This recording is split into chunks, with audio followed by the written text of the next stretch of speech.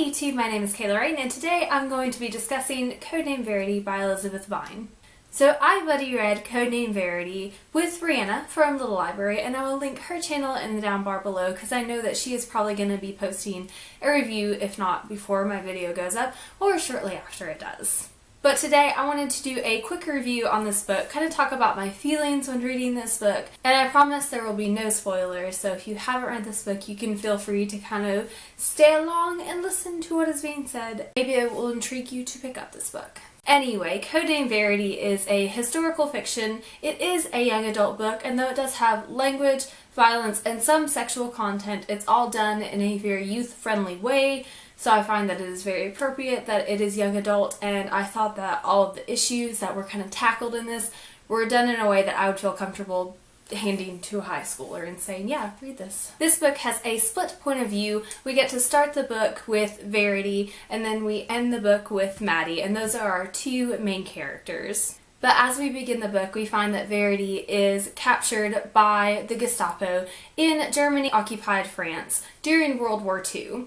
She's captured by them when she's caught by looking in the wrong direction, crossing the street after she has landed from a crash landing with her pilot, Maddie. She is taken into custody and tortured, and to spare her torture, she trades stories and information that she has from her side of the war. And she does this in a really unique way by telling stories through Maddie's point of view, and through this we get to see kind of that friendship form, how Maddie gets involved, and how Verity ends up where she is. And this book switches between past perspective and present perspective. And through these two different perspectives, we get to see this really intimate relationship form between Maddie and Verity. And it's this really fantastic, platonic female friendship. And I feel like we don't get enough of those in books, especially ones that are kind of drama-free.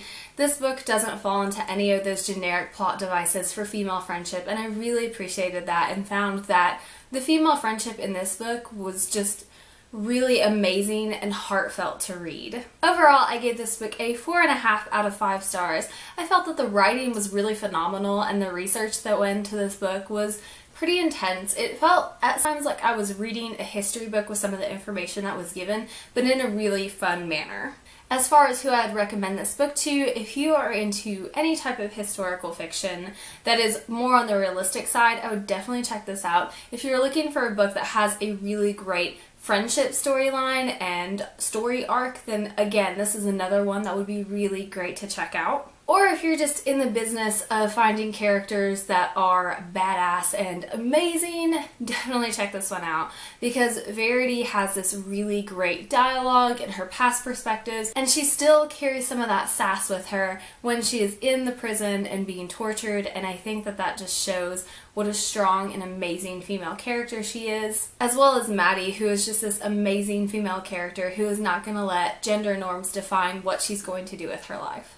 I really enjoyed this book. It was definitely fun to read it with Rhianna, and I, kind of tweeting back and forth how we were feeling about the book and kind of like how everything tied up in the end. It was really amazing. And this book was just a really great study on friendship and what it means to be a true friend through and through, no matter the situation, and I would highly recommend it to anyone who liked some of the previous things that I mentioned, like historical fiction, female friendships, and awesome female characters. Alright guys, that has been it for this video. I know it was kind of just a quick review and just kind of thought processing video, but I just wanted to put it out there, kind of talk about this book. I'm definitely going to be reading Rose Under Fire, and I've already picked it up, and I'm very excited to get started on that one. I have heard some mixed reviews on it, and a lot of people have said it's not quite as good as Codename Verity, but if it's even half as good as it was, then I would still be pretty happy with it.